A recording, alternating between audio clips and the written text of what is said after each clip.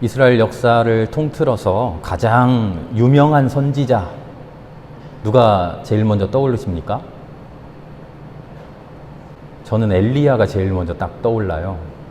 이스라엘의 가장 악한 왕이라고 일컬어지는 아합 왕 시대에 바알과 아세라의 추종자 850명과 홀로 싸워서 무찌른 전설 같은, 영웅 같은 선지자.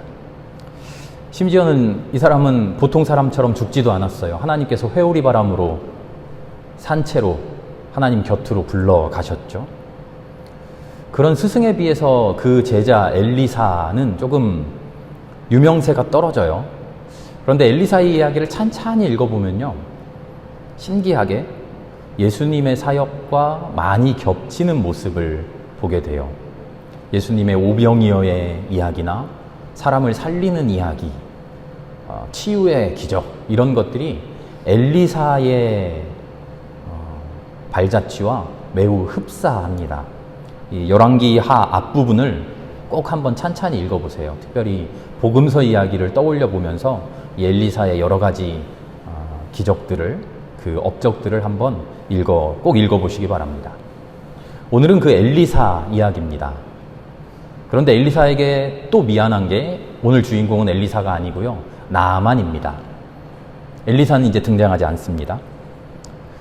나아만이란 사람, 시리아의 군대 장관입니다. 시리아는 수리아라고도 부르는데요, 우리한테 조금 더 익숙한 명칭은 아람입니다. 아람. 이스라엘의 지도를 머릿속에 조금 떠올려 보세요. 이쪽에 지중해가 있고요, 이스라엘이 있고, 사해가 있고, 요단강이 있고, 위에 갈릴리 호수가 조그맣게 있죠. 이스라엘의 남쪽에 있는 부족이 에돔이라는 나라고요, 사해 건너편 동쪽이 모압, 그리고 요단강 동편에 있는 사람들이 암몬, 그리고 갈릴리 호수 동북쪽으로 있는 지역이 바로 아람입니다. 약간 위쪽 동북쪽에 있다 생각하시면 돼요. 사도 바울이 사울이던 시절에 다메섹 도상에서 예수님을 만났다 그러죠. 그 다마스커스가 바로 아람의 수도입니다. 이 아람은 다윗 왕 때 한때 점령당해서 조공을 바치기도 했고요, 때로는 동맹국이 되고 때로는 적국이 되어서 이스라엘과 줄곧 티격태격했던 이웃나라예요. 나아만은 바로 이런 바로 옆 이웃나라의 군대 사령관입니다. 나라의 크기와 세력, 그 권세가 어떻든 간에 한 나라의 군대 장관이니까 그 권세가, 위세가 얼마나 대단했겠어요. 뭐 하나 부러울 것 없는 그런 사람이었겠죠. 그런데 그 사람이 큰 병에 걸렸어요. 나병이라고 번역되어 있는데, 이 병이 오늘날의 진짜 문둥병이냐, 이 병이 진짜 불치병이냐, 아니면 흔한 피부병 중에 하나였냐, 뭐 이런 논란은 차치하고요, 확실한 것은 지금 내 힘으로, 사람의 힘으로 못할 것 없이 위세를 부리던 이 나아만이라는 사람이 내 힘으로 아무것도 못하는 그런 상황에 처했다는 겁니다. 이때부터 신앙의 고민이 시작되죠. 인간의 힘으로 어떻게 할 수 없는 상황 속에서 그 앞에서 우리는 어떻게 살아갈까? 그게 오늘의 함께 나눌 고민 이야기입니다. 이야기에는 등장인물이 여럿 등장하죠. 오늘 이야기에도 등장인물이 많아요. 주인공인 나아만이 있고요, 시리아의 왕과 이스라엘의 왕이 있고요, 이스라엘 출신 하녀, 소녀가 있고요, 엘리사의 시종인 게하시도 있고, 나아만의 부하들도 있습니다. 우리는 9절에서 14절까지만 잠깐 읽었습니다만 실은 1절부터 22절 넘게 이어지는 아주 긴 이야기입니다. 우린 이 등장인물들의 모습을 통해서 하나님 앞에, 그리고 세상 앞에 사람들이 어떻게 살아가고 있는가, 나는 어떻게 살아가고 있는가, 우리 신앙인의 모습은 어떠해야 하는가 하나하나 살펴보려고 합니다. 첫 번째 사람은 시리아의 왕이에요. 이름이 정확하게 나오지 않는데요, 아마 벤하닷이거나 아니면 하사엘일 것이라고 추정됩니다. 인간의 힘으로 고칠 수 없는 병, 이 병을 하나님의 예언자가 고칠 수 있다는 소식을 들었어요. 보통 사람 같으면 어떤 반응을 할까요? 그래? 그런 일을 할 수 있는 신이 있다고? 놀라고 믿거나 아니면 에이 그런 일이 어디 있겠어 하고 무시하거나. 그런데 이 시리아의 왕은요, 요셉 말로 매우 쿨해요. 놀라지도 않고 두려워하지도 않고 호기심도 보이지 않아요. 그래? 그런 방법이 있어? 그럼 다녀와. 자기하고 아무 상관없는 이야기처럼 자기 부하 나아만에게 다녀와. 쿨하게 보내줘요. 그러면서 은 10달란트, 금 6,000개, 옷 10벌을 들려줘요. 물론 과장된 금액이겠습니다만 오늘날로 환산하면 9천억이 넘는데요. 인간의 능력을 넘어서는 하나님의 이야기 앞에서 이 시리아의 왕은요, 놀라지도 않고 두려워하지도 않고 궁금해하지도 않고 오히려 그 앞에 자기 권력을 과시하고 있어요. 갔다 와. 마치 아랫사람에게 아랫사람 방문하고 와. 내가 이만큼 하사해 줄게. 그런 느낌으로 말이죠. 이스라엘 왕에게 편지까지 써줘요. 내가 이만큼이나 엄청난 돈 보내니까 내 부하 잘 고쳐주세요 하는 거죠.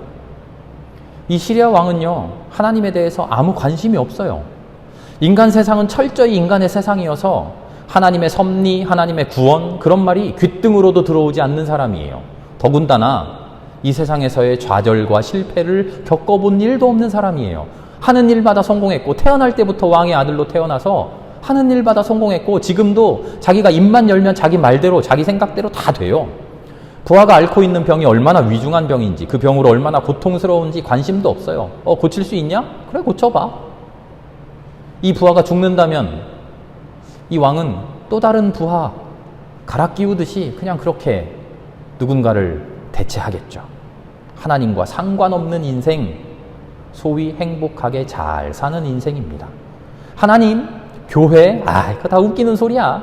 내심 종교를, 신비를 무시해요. 무관심해요. 잘 살 수 있어? 그런 거 못 사는 사람들이나 마음이 두려운 사람들이나 마음이 연약한 사람들이나 그런 헛된 것에 매달리는 거지. 우리같이 강한 사람은 내 힘으로 다 이겨낼 수 있어. 봐, 내가 다 해왔잖아. 이런 교만한 사람이죠. 두 번째 사람은 이스라엘 왕이에요. 이 사람도 이름이 나오지 않는데요. 아마도 아합의 아들인 요람 왕일 것이라고 추정됩니다. 이 사람도 똑같아요.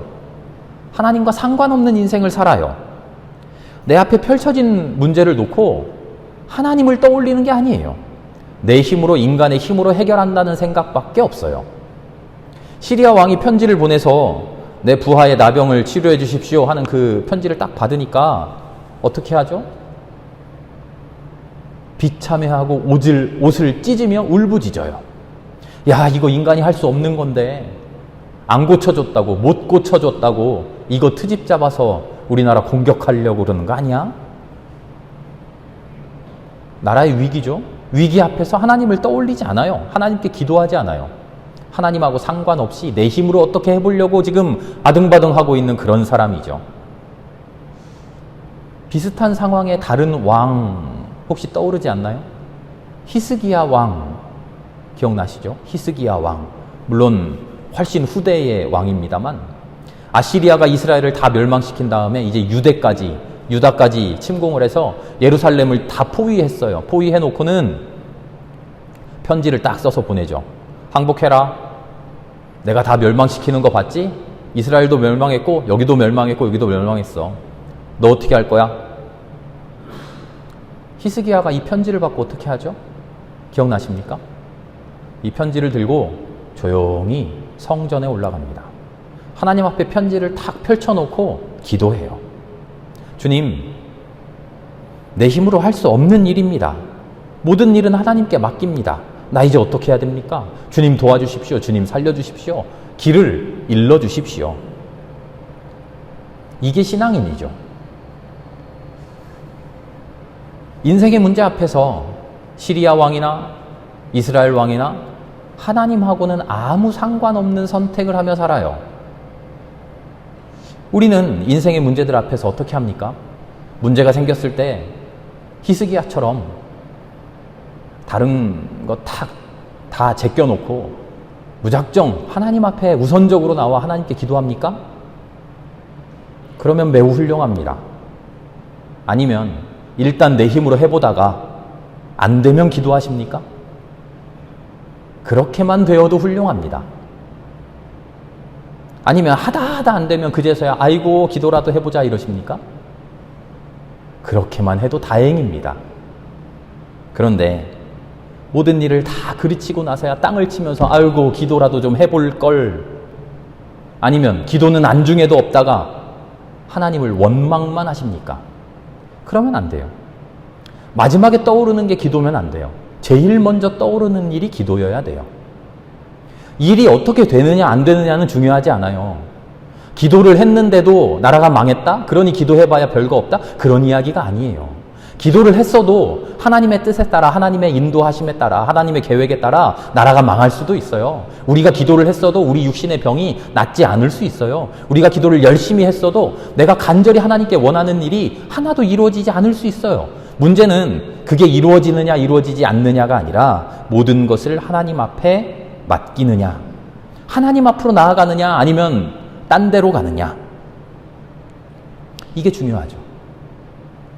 하나님 앞으로 나아갔던 사람, 세 번째 사람이 있어요. 누굴까요? 제일 이야기의 맨 처음에 나와요. 이스라엘 포로 소녀예요. 이름도 없어요. 전쟁 중에 포로로 사로잡혀 와서 어린 나이에 노예 생활하고 있는 이스라엘 소녀예요. 그런데 이 작은 어린이의 마음 속에 가득 자리 잡고 있는 존재가 있어요. 그게 누구죠? 하나님이에요.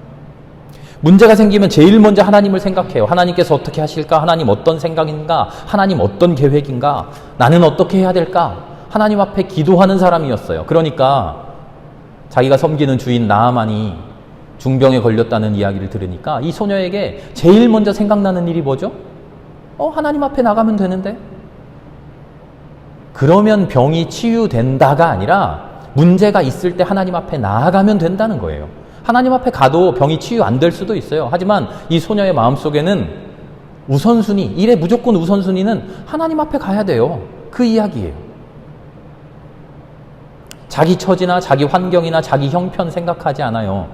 내가 포로 노예 주제에, 조그만 소녀 주제에, 나이도 어린 내가 무슨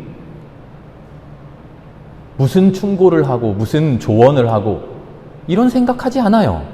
내가 포로고 내가 하인이지 하나님이 포로고 하나님이 하인인가요? 내가 지금 못 나가고 있지 하나님이 부족한가요? 아니에요. 당당해요. 내가 하나님을 증언하고 내 하나님을 선포하는 일에 떳떳하고 당당해요.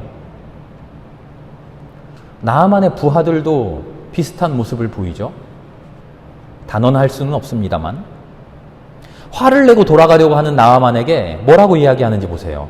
하나님의 말씀인데 체면이 뭐 중요합니까? 사회적인 지위가 어떻고 그런 게 뭔 상관입니까? 장군님, 그냥 하나님 말씀에 순종하는 게 먼저 아닙니까? 더한 일이라도 시키시면 해야 되는 거 아닙니까? 자, 또 정반대의 사람이 등장합니다. 엘리사의 시종 게하시라는 사람이에요. 하나님의 사람 엘리사의 시종 일을 맡아보고 있어요. 나름 신앙인이고 나름 종교인이죠. 종교 관계자예요. 교회에 발 담그고 있는 사람이에요. 오늘날로 치면. 그런데 이 사람 가만히 보니까요. 그 중심에 하나님이 있지 않아요. 그 중심에 자기 자신이 가득 차 있고요. 하나님은 내 삶을 도와주는 삶의 방편일 뿐이에요. 하나님을 통해서 자기 삶을 살려낼 그럴 궁리만 하고 있어요.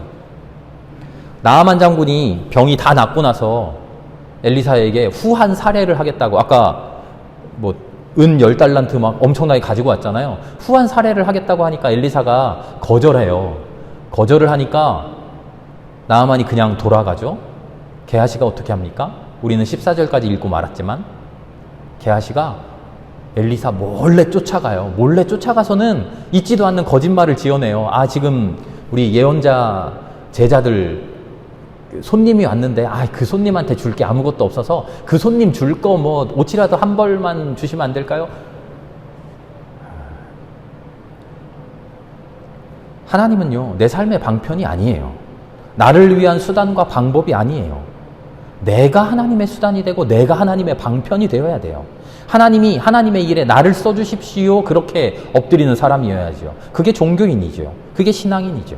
하나님을 통해서 내 이익을 얻고요. 하나님을 통해서 내가 잘 되고요. 하나님을 통해서 내 병이 낫고요. 하나님을 통해서 내가 만사 형통하고요.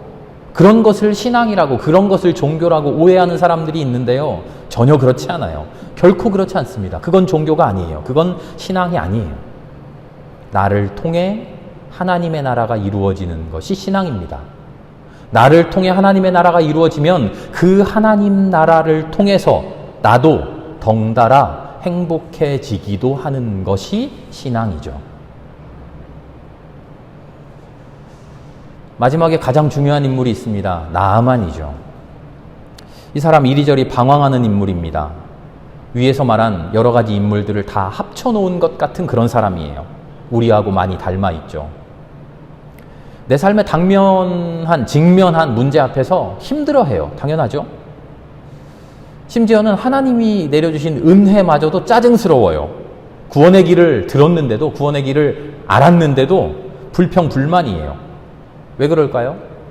하나님의 구원이, 하나님의 진리가 소위 행복의 길이라는 게 내 맘대로, 내 생각대로, 내 뜻대로 되지 않아서 그래요. 나아만이 뭐라고 합니까? 내가 누군데 나를 홀대하는 거야? 엘리사가 적어도 문 앞에 나와서 나를 영접해 줘야지.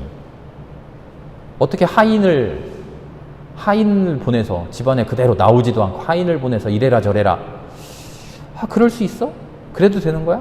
나한테 씻을 물이 없는 줄 알아? 나 깨끗한 물 없는 줄 알아? 내가 힘이 없는 줄 알아? 내가 아는 게 없는 줄 알아? 하나님 없으면 내가 아무것도 못하는 줄 알아? 나 나아만이야.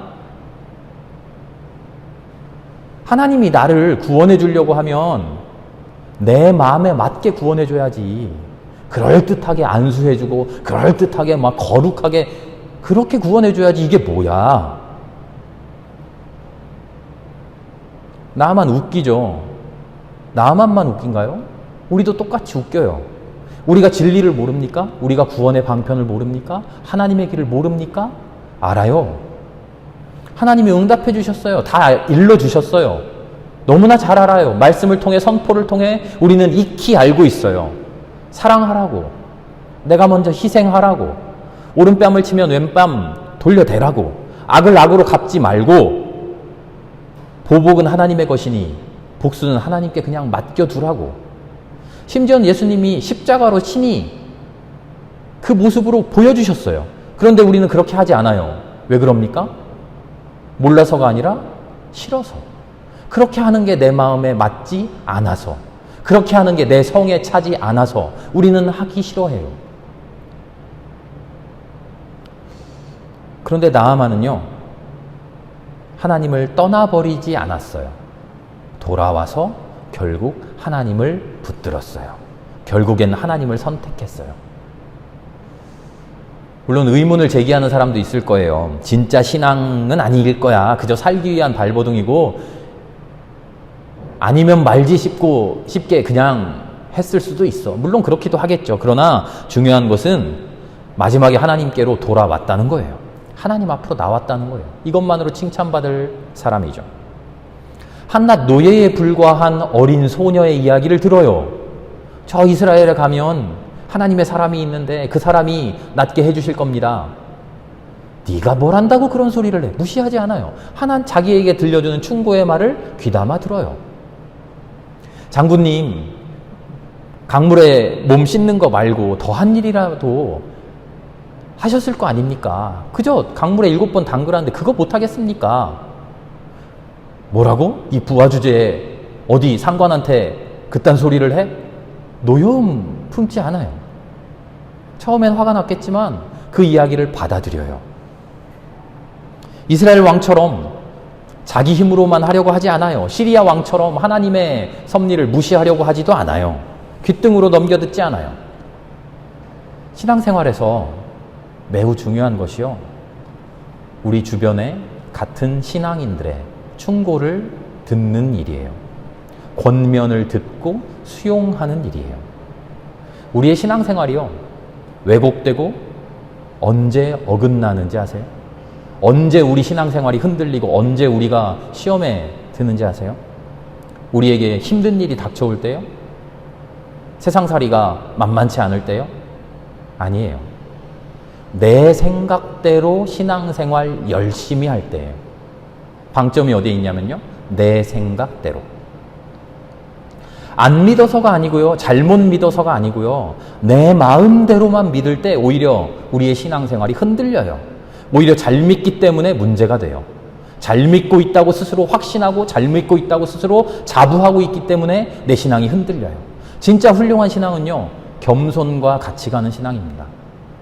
신앙이 아무리 훌륭하고 성경 지식이 아무리 훌륭하고 세상에 대한 신앙의 실천이 아무리 훌륭해도 그 신앙이 겸손과 함께 가지 못하고 교만으로 조금이라도 치우치게 되면 그 이상, 더 이상 그 믿음은 훌륭한 믿음이 아니에요.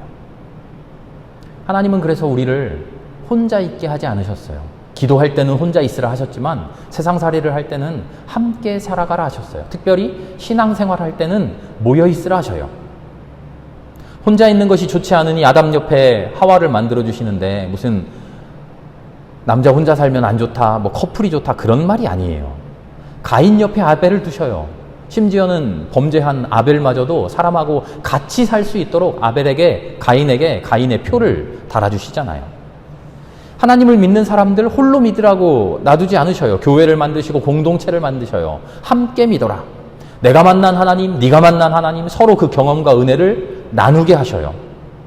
우리가 오늘 생명교회라는 이름으로 이 자리에 함께 모여 있는데요. 그것은 우연히 이 자리에 있는 게 아니에요. 우리가 사는 지역이 상계동 이 근처여서 지나가다가 우연히 생명교회, 이름 괜찮네? 그렇게 들어와서 생명교회 교인이 된 게 아니에요.